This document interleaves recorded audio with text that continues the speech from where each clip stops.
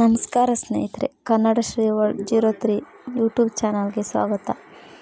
ಇವತ್ತು ನಾನು phone charging ಬಗ್ಗೆ ಕೆಲವೊಂದು ಟಿಪ್ಸ್ಗಳನ್ನ ಹೇಳ್ತಾ ಇದ್ದೀನಿ. ಅದೇನೆಂದರೆ, ನಿಮ್ಮ ಫೋನ್ ಏನಾದರೂ ಸ್ಲೋ ಆಗಿ ಚಾರ್ಜ್ ಆಗ್ತಿದೆಯಾ? ಹಾಗಾದರೆ ಇದಕ್ಕೆ ಕಾರಣಗಳೇನು?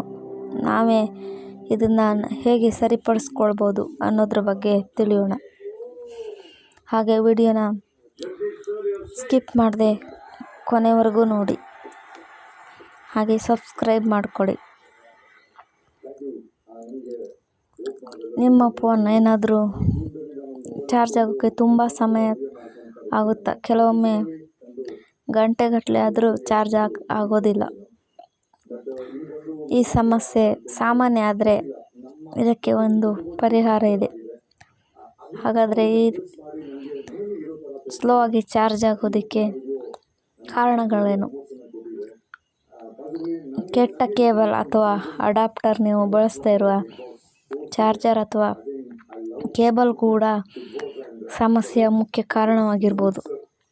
ಡ್ಯಾಮೇಜ್ ಆಗಿರೋ ಕೇಬಲ್, ಲೋ ಕ್ವಾಲಿಟಿ ಚಾರ್ಜರ್ ಆಗಿದ್ದರೆ ಫೋನ್ ಸ್ಲೋ ಆಗಿ ಚಾರ್ಜ್ ಆಗೋದಿಲ್ಲ, ಫಾಸ್ಟಾಗಿ ಚಾರ್ಜ್ ಆಗೋದಿಲ್ಲ.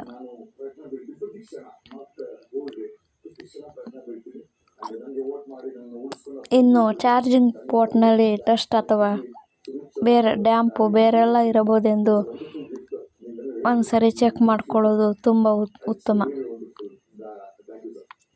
ಇನ್ನು ಚಾರ್ಜಿಗೆ ಹಾಕೋ ಮುಂಚೆ ಬ್ಯಾಕ್ಗ್ರೌಂಡಲ್ಲಿ ಯಾವುದಾದ್ರು ಆ್ಯಪ್ಸ್ಗಳಿದ್ದರೆ ನೀವು ಓಪನ್ ಮಾಡಿ ನೋಡಿದರೆ ಅದನ್ನು ಕ್ಲಿಯರ್ ಮಾಡಿ ಫೋನ್ ಚಾರ್ಜ್ ಮಾಡೋದು ಉತ್ತಮ. ಇಲ್ಲಾಂದರೆ ಬ್ಯಾಕ್ಗ್ರೌಂಡಲ್ಲಿ ಆ್ಯಪ್ಸ್ ರನ್ನಿಂಗ್ ಆಗ್ತಾ ಇರುತ್ತೆ, ಇದು ಚಾರ್ಜಿಂಗನ್ನು ಸ್ಲೋ ಮಾಡುತ್ತೆ. ಈ ಆ್ಯಪ್ಸ್ಗಳನ್ನು ಮೊದಲು ಕ್ಲೋಸ್ ಮಾಡಿ ನಂತರ ಚಾರ್ಜಿಗೆ ಹಾಕೋದು. ಇನ್ನು ಹೆಚ್ಚಿನ ತಾಪಮಾನ, ತುಂಬ ಬಿಸಿಯಾದ ವಾತಾವರಣ ಇದ್ದರೆ ಫೋನ್ ತುಂಬ ಬಿಸಿಯಾಗಿರುತ್ತೆ, ಅದು ಕೂಡ ಫೋನ್ ಚಾರ್ಜ್ ಸರಿಯಾಗಿ ಮಾಡಲ್ಲ. ಏನಾಗುತ್ತಂದರೆ, ನೀವು ಫೋನ್ ಯೂಸ್ ಮಾಡ್ತಿರ್ತೀರ, ಫೋನ್ ಹೀಟ್ ಆಗಿರುತ್ತೆ. ಅಂಥ ಸಮಯದಲ್ಲಿ ಚಾರ್ಜಿಗೆ ಹಾಕೋದ್ರಿಂದ ಫೋನ್ ಚಾರ್ಜ್ ಬೇಗ ಆಗೋದಿಲ್ಲ. ಯಾಕಂದರೆ ಫೋನ್ ಎಷ್ಟು ಕೋಲ್ಡಲ್ಲಿರುತ್ತೋ ಹಾಗೆ ಅಷ್ಟು ಉತ್ತಮವಾಗಿ ಚಾರ್ಜ್ ಆಗುತ್ತೆ. ಫೋನ್ ತಣ್ಣಗಾದ ಮೇಲೆ ಚಾರ್ಜಿಗೆ ಹಾಕೋದು ಉತ್ತಮ. ಹಾಗಾದರೆ ಹೇಗೆ ಸರಿಪಡಿಸ್ಬೋದು?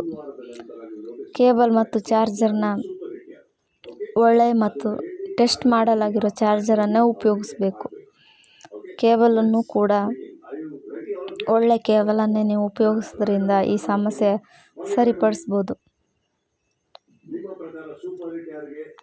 ಇನ್ನು ಹೆಚ್ಚಿನ ಸಮಯ ಚಾರ್ಜಿಂಗ್ ಪರ್ಫಾರ್ಮೆನ್ಸ್ ಈ ಗ್ಯಾಜೆಟ್ಸ್ ಮೇಲೆ ಅವಲಂಬಿತವಾಗಿರುತ್ತೆ.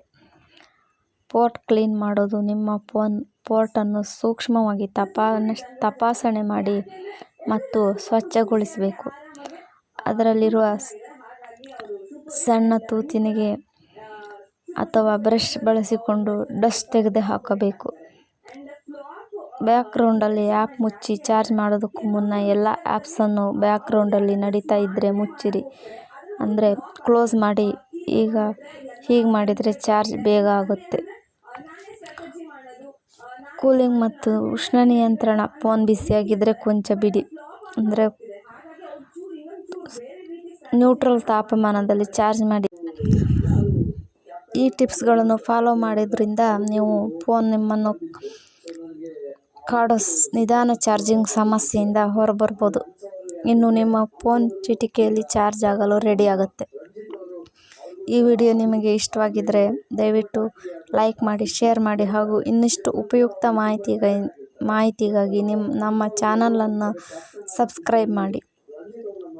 ಧನ್ಯವಾದಗಳು.